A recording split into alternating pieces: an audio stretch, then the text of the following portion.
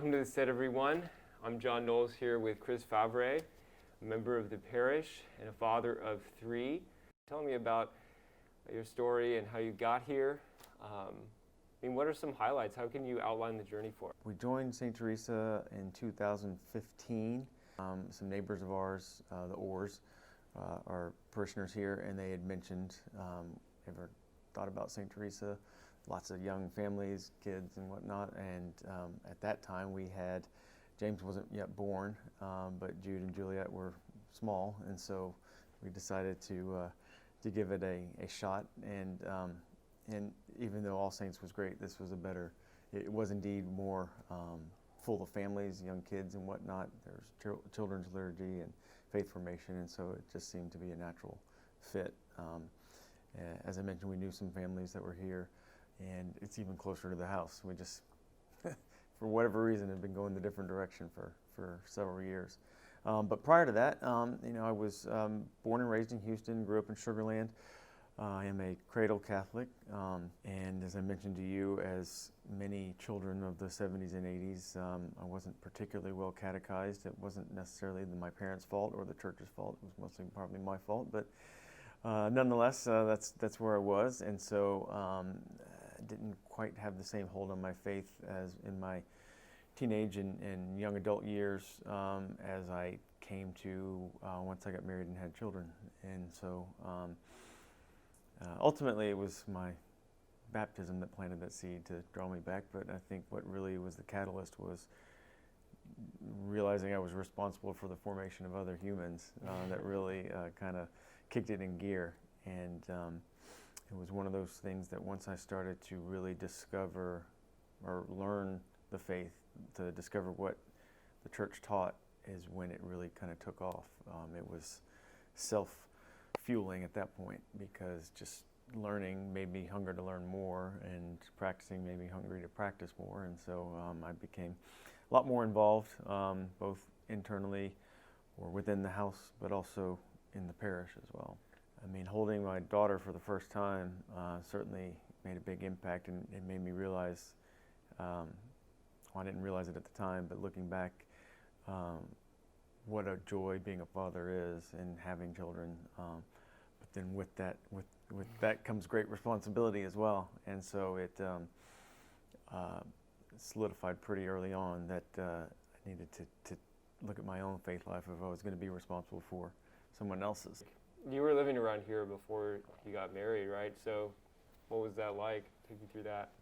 Well, I grew up in Sugar Land, and then went to Rice. And in my 20s, it was just, I lived with a couple high school buddies, and the house had a pool, so it was a lot of that. Wake up, watch some sports, hang out by the pool, eat a lot of fast food, that kind of stuff.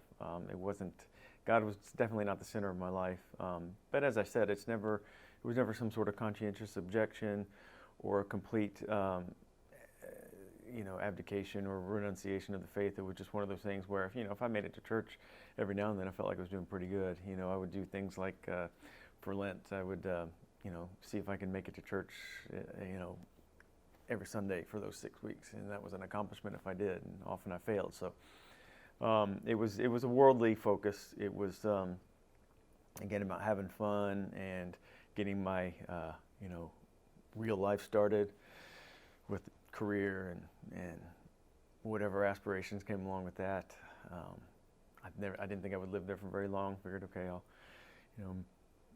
have lots of success and go move on to a bigger house or something like that. Now it was not without benefit.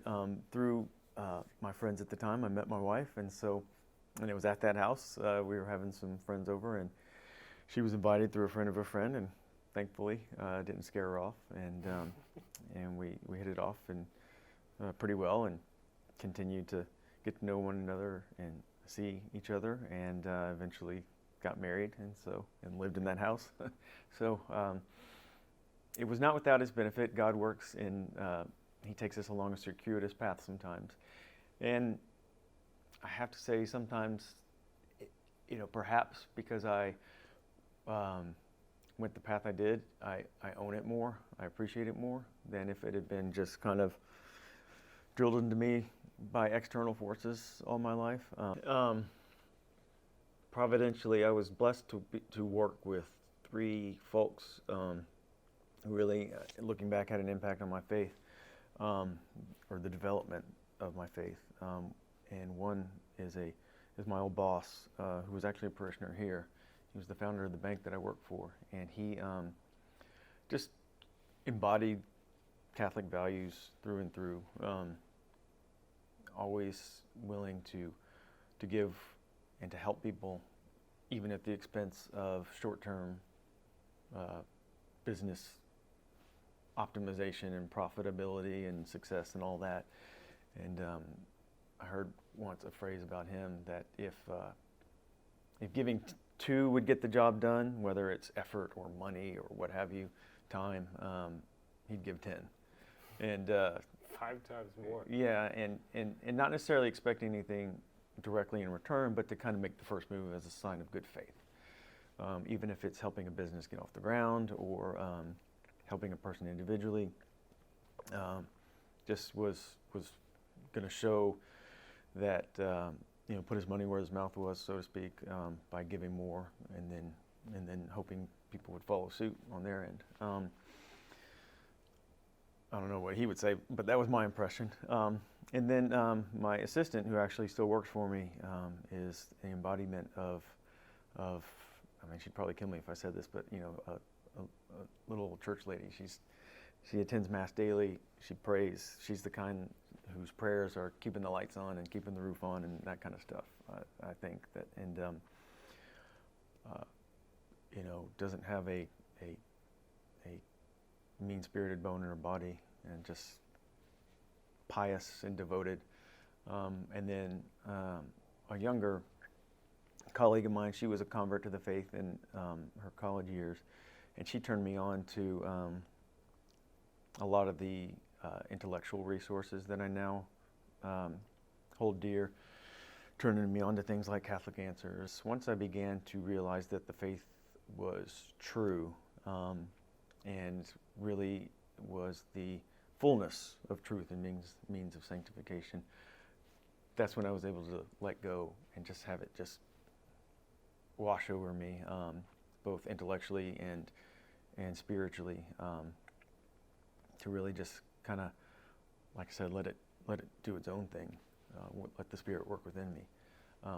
So that was a huge benefit, having those three people at work influence me, and I don't know if any of them necessarily realize it, but that really helped springboard into wanting to learn more. And then I attended a Bible study, one of those put together by Ascension Press that's kind of off the shelf, and it really fueled me to want to learn more. And now I'm a co-facilitator for one of the subsequent studies that we're doing now. And also being challenged a little bit helps fuel fire. I think I've got a little bit of a stubborn streak in me. And being, I won't name names, but being asked about, why Catholics believe this, or I think the phrase was, but y'all believe a lot of stuff that's not in the Bible, that kind of thing. And didn't have an appropriate response at the time, but have since understood how that is both true, but also is a mischaracterization, I think, to some degree, an oversimplification. But being challenged, I think, you're kind of at a point where if you don't have a good response, you say, yeah, I guess they're right, or you double down your efforts to find out, well, what is it, and what is it that we truly believe and why. And I think I probably benefited from some prayers, from some intercession. My grandfather was, my mother's father was a very devoted Catholic. He was a Eucharistic minister, and involved in probably many other ways that I don't even realize because I was a kid and not paying attention. But he too was one who embodied Catholic values. I remember from time to time going to visit my grandparents, and they would have a sojourner. He would find people who were down on their luck or just needed a little bit of Christ in their life, and he would hire them because he had a business of his own, installing gym floors, and he would hire them, give them a place to stay, take them to church. And there were a couple that I remember distinctly, but there were probably many more that you don't quite get what's going on when you're a little kid. And I have no doubt that his prayers probably had some impact on me as well. Finally getting it when I was probably, wasn't until mid-30s when it really started to lay hold. Probably latter half of my 30s. So, Your pride was on the line as you tried to learn about the faith. And it's also something, it sounds like, that you began to love. Mm-hmm. Like, there is some movement of the heart. Was there like a moment or two you stood out like, wow, this is actually really beautiful, what the church believes, or what the church teaches, or who Christ is, or did you have an encounter with beauty along the way that really spurred you and said, I got to spend a lot of my time figuring this stuff out? So I joined that men's prayer group. I joined that men's you've got the Bible study, and so it's all of a sudden these things start to add up and kind of like expand into my, that balance between living, quote, real life, regular life, and then, okay, I'm going to attend a breakfast speech. I'm going to get the CD and listen to it. That shift was changing, whereas church and the faith was taking more and more of my time. Not taking, it was just occupying. It was willingly occupying from my part. So, and then I think it was a stewardship Sunday type thing where Father Phil had arranged for different ministries to have a booth, so to speak. It's almost like going to a career fair in the fellowship hall after Mass. And if you wanted to get involved, come talk to one of these people, whether it's in the choir or lecturing, and that's how I got involved in reading. There was a station to sign up to be a lector, and as well as Eucharistic minister, or EHMC, and various other ones, and that's how I got involved. And in fact, that was right before you joined, I think, but I didn't actually read until after you joined, when you started coordinating the schedule. And as I mentioned with Juliet, my first time to read was her first communion on the weekend of July 4th of 2019.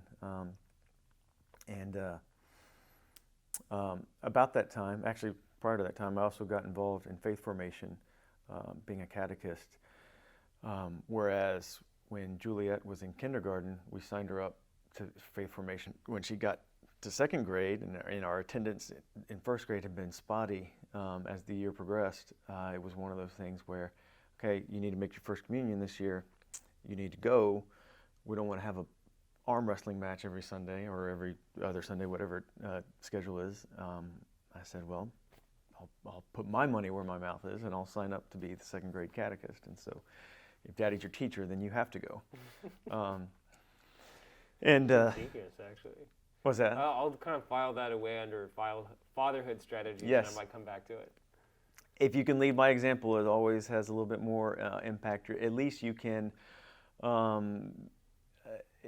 say, do as I do, not as I say, as opposed to the other way around. But do as I say, not as I do is like an admission of defeat. Exactly. But it's one of those things where, again, it's all interrelated, and learning that, especially as a father and a husband, but any human, any child of God, our life is not about us, and it doesn't belong to us.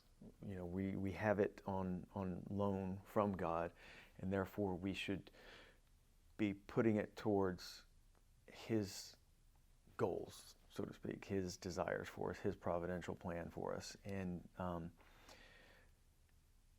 the phrase labor of love comes to mind because it's one of those things where, all things being equal, especially, around noon on a Sunday, I'd rather be watching football necessarily than teaching second graders faith formation. But that's the mindset that I was breaking free from.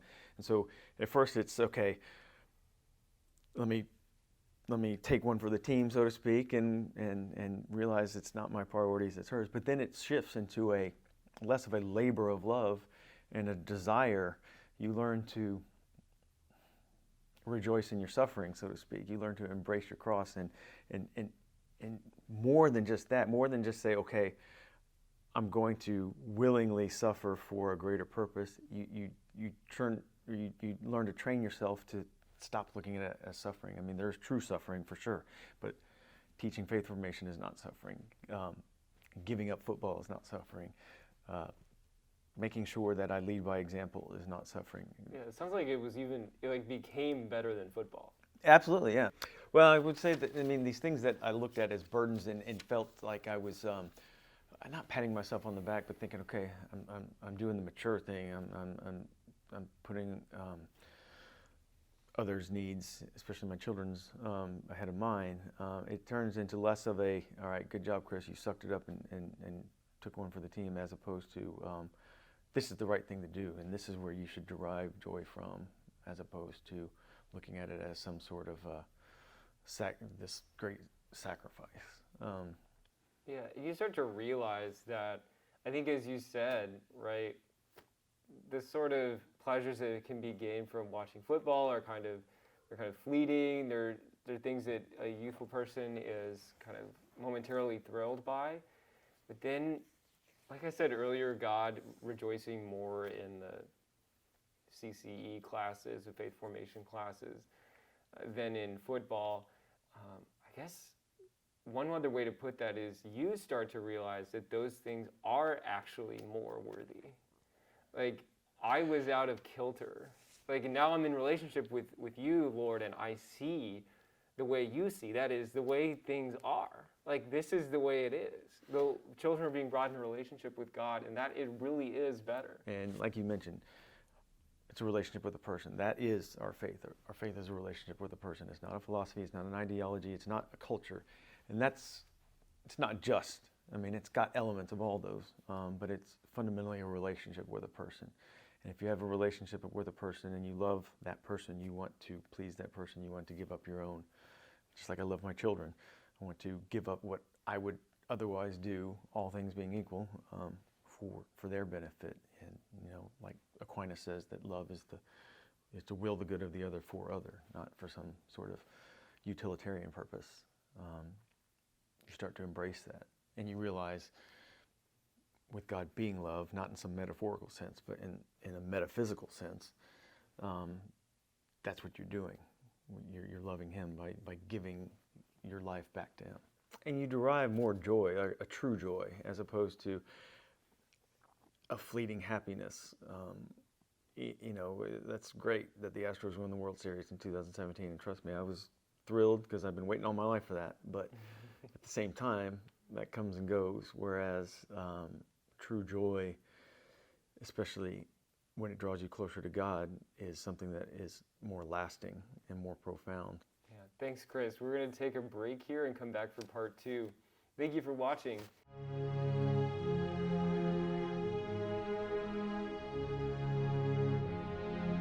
Please like, subscribe, or comment below.